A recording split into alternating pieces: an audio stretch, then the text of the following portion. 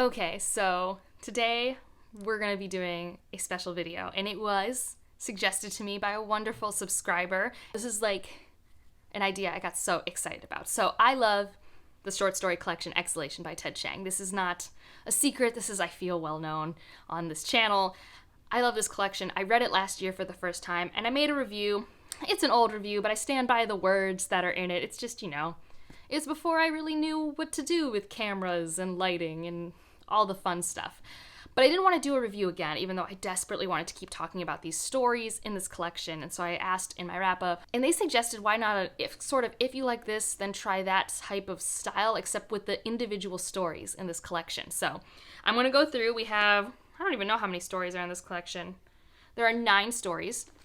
So I'm going to have 9-ish, I'm sure I have actually more than one for some of these stories, recommendations that I'm pairing with the individual stories in this collection so I can talk about why they're paired, and then if you like one or the other, you know which way to go. I've never actually done that type of video on this channel before, but I'm really, really excited. So the first story is called The Merchant and the Alchemist. So this story involves time travel, and it takes place in a desert setting in the Middle East, and it's this person who meets this alchemist, and he learns that if he goes through this gate, he can go to the past, or if the gate is built somewhere else, you can go to the future, but you can't really change what's happening, and it's written in a very like folklore, folk-telling type of vibe. Like the story feels timeless in its prose style, and it feels like something that you would read in that type of folklore space, but it has that sci-fi element of this time travel device to explore the theme of, a fixed timeline sort of thing. The first one I want to recommend for this story is Redemption in Indigo by Karen Lord, because this is kind of a Senegal retelling of a folk tale from that culture. And it very much feels like that type of story that you tell around a campfire, and there's a moral to the story. All of those vibes, which I think is really similar to the first story in this collection. Another one I'd recommend, I would recommend if you like the setting of a desert story, any desert setting fantasy, but the one I'm pulling from is the Dreamblood duology by N.K. Jemisin, especially because I feel like thematically it has more things connected to each other, like they're both thematically rich pieces. So that's another one, and they just happen to both be, I think actually they might both be in Egypt at one point. The Dreamblood duology is not in Egypt, but it is inspired by ancient Egypt. And then the last one I'll mention, just because it is a very non-linear storytelling with time travel, is The Light Brigade by Cameron Hurley. Really love that story. It's very nonlinear in how it's told, and it plays with time, not dissimilar to this story. So those are the 3 I'll recommend for the first one. And then the second one is called Exhalation. This is the titular story of this collection. This one is more of a thought experiment. I actually really like it. Its format is really kind of unique. So you're finding a document written by someone, and you're learning about what happened to this place that you, as the reader, have stumbled upon to read this document. And it's how they learned about what would eventually happen to them and what presumably has come to pass by the time you read this story. And so it's very much, the world will eventually end, and this is how it will end. And because of that, I can't help but recommend Driftwood by Mary Brennan. Driftwood it's about how worlds end and where those worlds go after they end, and how they will eventually be completely dissolved from existence. And the reason why I think these two are perfectly linked as well is it's less about dreading and freaking out about the end. It's more, how do we actually exist till the end? Like, what do we choose to keep? What parts of our humanity, what parts of things that we love do we keep till the very end? What do we choose to do?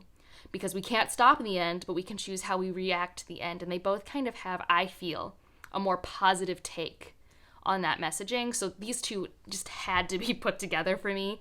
But I really like that titular chapter. It's not my favorite in the collection, but I really like it. And the third story is What's Expected of Us. Now, this is flash fiction. It's like a page long. And this has to do with a device that will only light up if you are going to touch it, and does it every time before you touch it. So it's like a flashlight sort of thing. And it kind of is this person from the future sending this message back in time about this device and the effects this device have on people. Because this is purely like a thinking piece, like this is really just like proof of concept, I want to talk about I, Robot by Isaac Asimov, which I compare a lot of Ted Chiang stories to what Isaac Asimov does, because they're very deductive thought experiment pieces, but I like the prose style of Ted Chiang more, personally. I like when he chooses to use character work, how he chooses to do it, but in terms of like, iRobot is like, here's the thought experiment of here's the problem, here are the rules behind how this robot works, and how do we get around these rules to solve the problem. That's basically what I remember that collection being. It has been like 4 or 5 years since I read it, so if I'm incorrect, I'm sorry. But in general, Isaac Asimov is always about the big idea and like thinking about that, and I feel like that is more in line with what this short story brings to the collection. And number 4 is the life cycle of software objects. So this is a story where it's near future, and you essentially have virtual spaces, very interactive virtual spaces, and you have your own avatar to interact with those spaces. It's not quite virtual reality. You don't go into the computer, but you're at your computer, you have your avatar, you move around. It's very World of Warcraft, but more than just fantasy.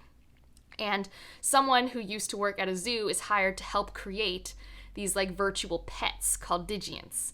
And it's about the evolution of technology and how it affects these life forms that have been created in the digital space, because they are created on one operating system, and operating systems progress, trends progress, and they're created in a capitalistic system, and not always are people going to want to purchase this thing, so then the company that makes them isn't always in power. It discusses all of these things, and I personally get really attached to the Digiants.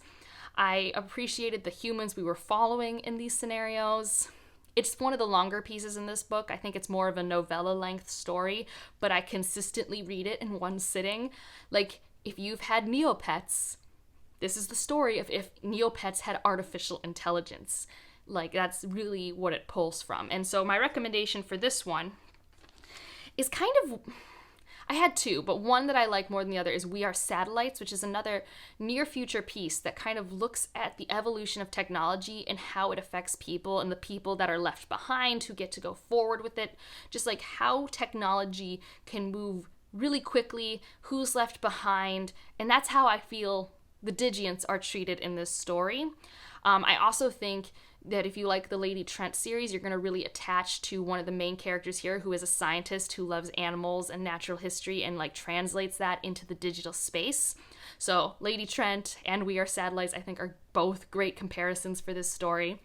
And the next one is Daisy's Patent Automatic Nanny, I think. This one's a weird story. So this is more of a journalistic piece. That's like the narrative framework structure of this one. And this is about how there was an automatic nanny made and how that failed and what it did to child rearing and the knowledge of child rearing, and basically how empirical and wrong that data was. It is an interesting story because you're basically looking at an article about this device that's in this museum that was the automatic nanny. So a lot of the themes of this are about what are the right ways to raise children and the many misconceptions about that. And this is kind of a stretch, but I think it actually thematically works really well. I would recommend The Echo Wife by Sarah Gailey. So this is a story about a woman who is a scientist, and you find out at the beginning that her and her husband got a divorce because he was cheating on her, and there are some implications. The back of the book kind of gives it away, but I'll be vague because this is kind of a psychological domestic thriller type sci-fi story. So I'll keep the plot vague. But thematically, with this main character, she has a lot of baggage, and a lot of that baggage is in how she was raised by her parents. And there's a lot of exploration of that. And there's a lot of discussion of how she raises things in her line of work, because she biologically creates a lot of clones and stuff like that. And there's a lot of discussion of how they are taught and how they are raised. And that conversation is laced throughout the story with kind of an ominous tone at times, which I do feel exists in The Automatic Nanny. I love The Echo Wife. This short story in the collection is not my favorite. But I do think The Echo Wife is a good pairing. If you've read the collection and have a better suggestion, feel free to let me know. And the next one we'll talk about is The Truth of Fact, The Truth of Feeling. Oh my gosh, my favorite story in this collection. This story is an article that is published by someone who is telling, it's kind of an editorial, I believe. They're telling their story and a past story in tandem. In the present story, there is a technological device where you can have perfect recall. Basically, it's a lot like that Black Mirror episode where you can visually record everything and recall it later, so you can know for sure how a fight went down, etc. And so the writer of this article is exploring that avenue of change in technology, what that does to memory and his relationship with it, at the same time telling the story of an indigenous group of people who are introduced to the form of writing instead of oral retelling of truths in that tribe. And the difference of a memory that is fact and a memory that is of feeling, it's amazing. I love that story. And I think it's unsurprising that I'm pairing it with a memory called Empire by Arkady Martine. This literally explores stuff like this in very similar ways and so well. We have two civilizations. We have the Empire, which basically records most of its history in storytelling, in poems, in verse, in their media.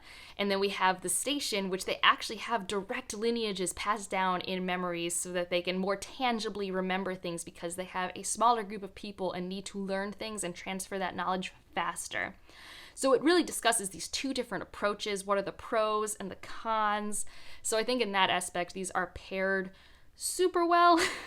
I also want to give a shout out to Escaping Exodus by Nicky Drayden, because this is another one where you have cultural memory being passed on and what that can mean if it's done in a rigorous, more factual way versus more of an oral way or a need to know sort of way. So I wanted to have both of those there because they both talk about the implications of memory on self and culture. And the next one is The Great Silence. So this is a project he did with another group of people, and in it, it kind of discusses how humans are always looking out. We're always looking for extraterrestrial life out, intelligent life we can communicate with.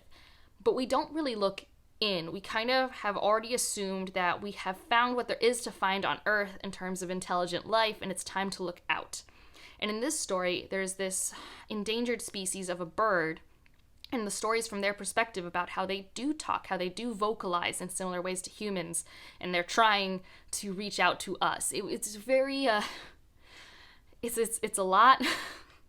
And the one I would choose for this, actually there's two. One is Migrations, which is literally about extinction of animals and creatures, so you kind of get that whole inevitable climate change is coming, we haven't appreciated what is in front of us until it's gone sort of approach. But also there's a short story by Brandon Sanderson. I can't remember the exact name, so I'm going to put a picture here, but it's an island with these really incredible birds. And just they're both short stories, they're both about birds. I know that's such a simple way of connecting them, but they're both intelligent birds. So it honestly just came to mind. It wasn't on my piece of paper, which is why I can't quite remember the name of it. Following with Omphalos. So this one is one that I think actually might have won a Hugo, or it was at least nominated for a Hugo. And this is a world that is very similar to ours, but it's in a different solar system. It's not our world. And creationism is proven to be true based off the science, essentially. They have this proof that at a point in time, suddenly everything started. Is essentially from the rings in a tree, from data analysis from bones, etc., etc. So you have science and religion very much linked. They confirm each other.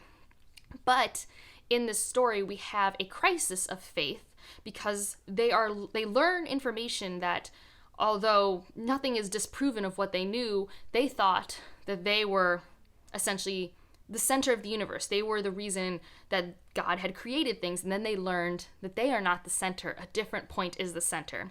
And we're following this scientist come to terms with that and what it means and how they respond. And so because of this crisis of faith, this new information that's being introduced, I am comparing this to Each of Us a Desert by Mark Oshiro. I love this story. I talk about it a lot.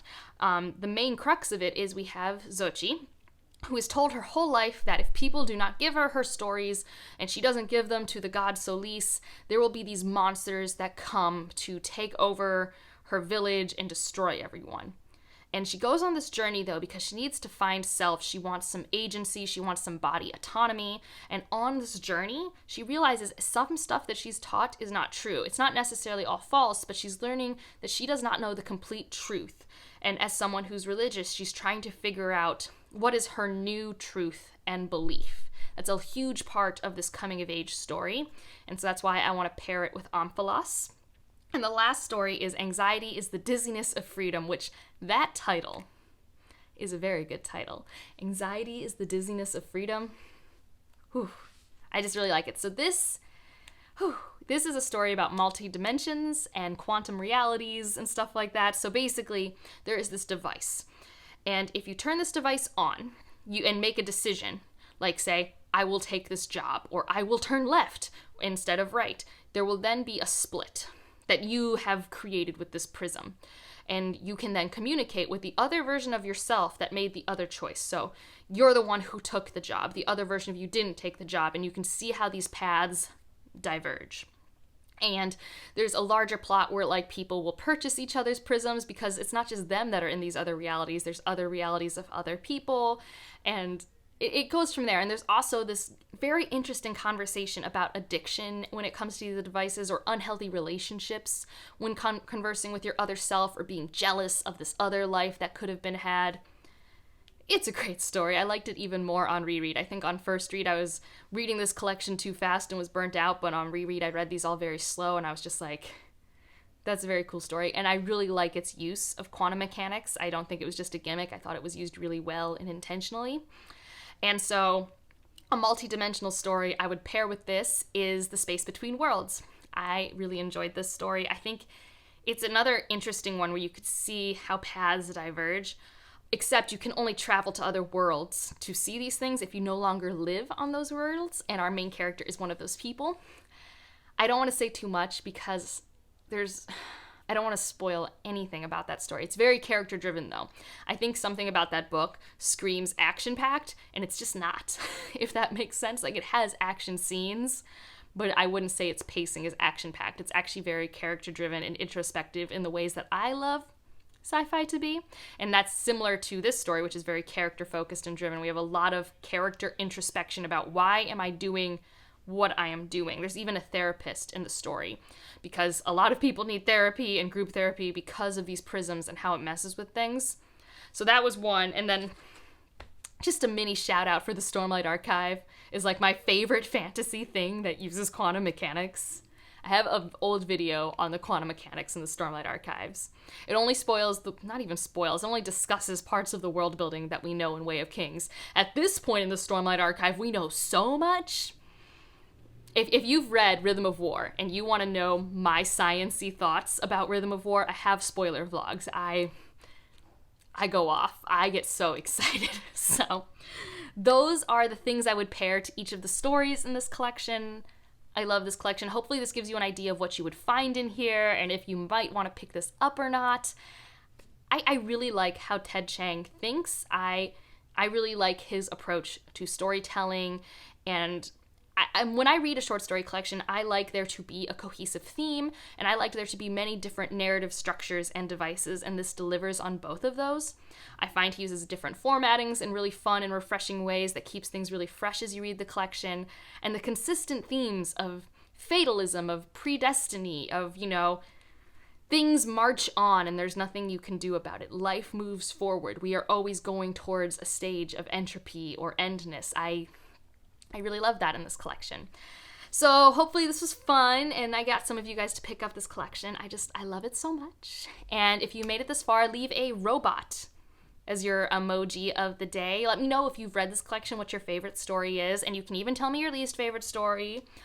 But just know, just be kind, because it is one of my books that I am way too passionate about, if you saw that video earlier this year. And otherwise, if you liked it, subscribe if you want to, and I'll see you in the next one. Bye.